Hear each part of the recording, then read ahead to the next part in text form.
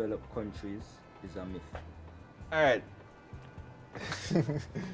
Alright, so I say underdeveloped countries are a myth because the idea of underdevelopment was given or bestowed upon third world countries, i.e. third world countries, to suggest that there is something intrinsically wrong with them as a people or a culture, that we're some sort of a retarded bastard culture with no sense of direction. So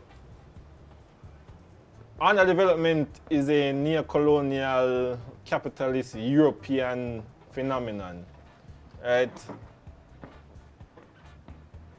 I would rather use the term overexploited, as Michael Parenti says in one of his lectures. If you take a look at the resources that are across the world, there are barely any countries that are actually poor. It's just the people who are poor. And when I was younger, I used to wonder, why are there so many poor people if you have so many things going around? And once you get into the whys and you start asking the right questions, you start to denude the fallacies that we've been told as to Jamaican people need to invest in stocks in order to get rich, or poor people need to buy stocks, and if they've only bought stocks or if they stop buying like watches or fancy clothes, then everyone will be rich. No. Your exploitation comes from the basis that you live in an economy where few people own everything and the masses of the people own nothing. So if you tell somebody that, all right, you can either not make any money at all or you can work for a poverty wage. The person isn't going to tell you that they're not going to work at all, although some will. The person is going to take the poverty wage. The poverty wage itself doesn't allow the person to better their life. So they can't develop as a people if they're working for poverty wages. So when the people themselves can't develop, resources can't develop.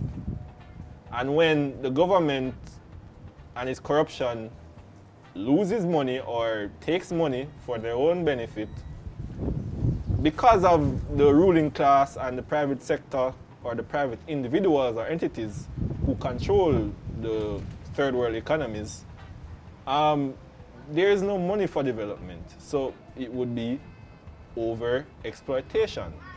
For example, and I'll probably be talking about capitalism through this whole interview because that's just the underlying just fact that we need to get rid of. In a capitalist economy, when someone is investing in a third world country, the goal is not to better the country itself.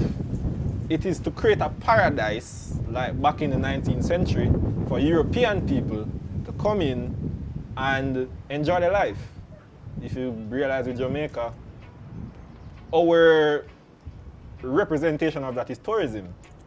The whole point of tourism is not for Jamaicans. It's for the people who own the hotels, the resorts, which is not Jamaicans. These are people who come from abroad, or the plantation inheritors that have built their wealth over time and just run the country. And if you look at the framework, like literally, the framework of societies has not really changed since slavery or colonialism. Yeah, we might have different social interactions, meaning, yeah, we can go into the same store as the white people, or we can buy the same stuff, and such and such and such, but the framework is still there. One set of people own everything, one set of people don't own anything at all. And each generation that goes by, based on statistics, the wealth gap is just getting wider and wider and wider. Because, as I said before, in a capitalist economy, you can't buy yourself out of oppression. Literally, you can't do it. Look how many billionaires and millionaires have come out of Jamaica or Africa or America or any predominantly or just have a lot of black people. We have countless millionaires and billionaires, yet still nothing is changing. We have countless and countless amounts of investment, yet nothing is changing because the money itself is not going to the mass of the people. It's going to a few, and the few are committed to their cause of building their wealth and hoarding money. And yes, you can hoard money. It's literally the basis of exploitation, hoarding resources for a few. So, and also with capitalism, you have to take into consideration imperialism. And we in the Caribbean have not been lucky enough to, I doubt any country in the Caribbean or Latin America or Africa has been lucky enough to escape imperialism. Right? When we gained independence, quote unquote independence, the forces that came down on Jamaica pretty hard. So, and even Grenada, if you look at the Maurice Bishop story, you will see all the left-wing movements that were in the Caribbean. The imperialists took them down because they were giving the resources and the material to the people, the masses of the people, not just a few people. And if you look at Africa, Africa is a prime example, prime example. The reason Africa is not a global power anymore is not because African people worship their ancestors, or they worship God, or they worship Jesus, or they worship who. It's because the imperial and neo-colonial policies are still in play. And if you don't read history, you won't know. So, underdevelopment is essentially a European notion of resource-rich countries which they want to exploit. Proper term, overexploitation. We have always been a cash cow for European nations, especially the Caribbean and Africa. Just take a look at everything that you have on right now. Your phone, the cobalt, the coltan comes from Congo. And by the way, Congo is literally the most mineral-rich country on earth. The soil in Congo alone is worth $24 trillion. Yet, if you look at the statistics of the most impoverished countries in the world, you will see Congo in probably the top 20, as is majority of Africa. Yet, that's where all of the resources come from. So, you can see great wealth living side by side with great poverty and not have a problem with it. And in a book I also quote that with great wealth comes great poverty.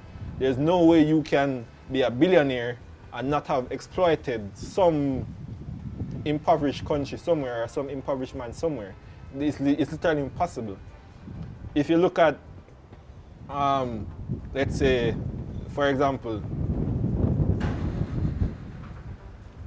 when the independence movements were going on in Africa, and personally, a few of my heroes, Kwame Nkrumah, Thomas Sankara, Patrice Lumumba, and those guys, those guys are dear to my heart, honestly. And they were saying, hey, let's kick all the capitalists out. Let's nationalize all the resources. Let's implement some socialist policies. Let's get the people to read Garvey to know that this is the right way. The assassination attempts, the coup d'etats, all of that, they weren't by accident. They were strategically put in play because they needed the overexploitation of Africa in order to build the Western economy. Because let's be real, if Africa is to rise, the West has to fall. It's not rocket science, and they know that. So they'll do everything in their power to keep Africa impoverished. It's up to us, as well as the other or our fellow Pan-African or black nationalists, or whatever liberation struggle you are involved in to improve the conditions of our motherlands. And to add to that, if you look at, for example, people have specific class interests, and that is not a conspiracy theory. Because if you believe that poor people can organize to do what's best for them, why don't you think rich people organize to do whatever it is best for them? They do it.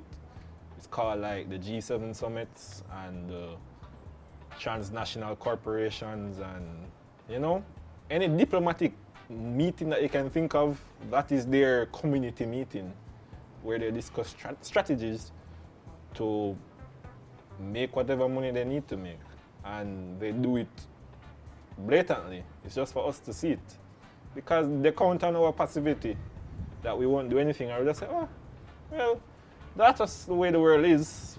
One set of people are always poor, and one set of people are always rich. It's up to you to get like me. No, we can do better. We must do better. So don't fall for the arguments that these capitalist idiots or these neo-colonial puppets that we have as a means for our liberation. Because you cannot liberate yourself in a system or a society that is contingent. Literally, it's held together by your exploitation. No amount of reforms is going to change that. Reforms are just about teaching you to be a better slave. And if you want a citizen, that's your thing, but it's to teach you to be a better slave. And reforms can be overturned within, like, it's very simple to change a reform. We've seen it many, many times. Legislation only changes things temporarily. What we need as a people is a revolution. And a revolution is not a riot. A riot is a reactionary measure to unending bombarding of oppressive forces. A revolution is a constant thing, a complete overhaul of the system that we're currently living in. And until we get that, then we can expect more of the same. And for all those who are afraid of revolution, revolution is a normal thing in humankind. How do you think the feudal lords of Europe got thrown out and made way for capitalism? It was because of revolution. The imperialist forces fight against each other all the time. Just look at the Civil War.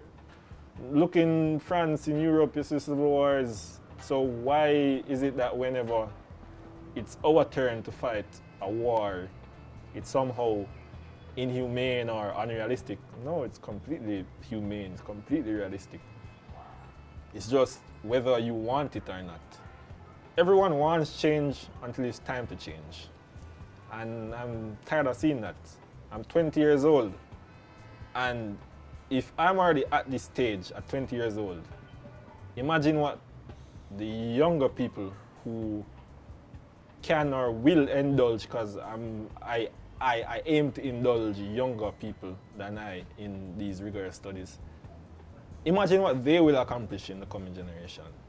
Because it's up to us, my generation, as well as those 30, probably 30, to completely change the system. Because those 40, 50, and 60 are, even though I'd love to involve them in the movement, they are from a outgoing generation where they have done their revolutionary work materially and on the field already to get us to this level where we are now, where we can have access to education in a certain way and,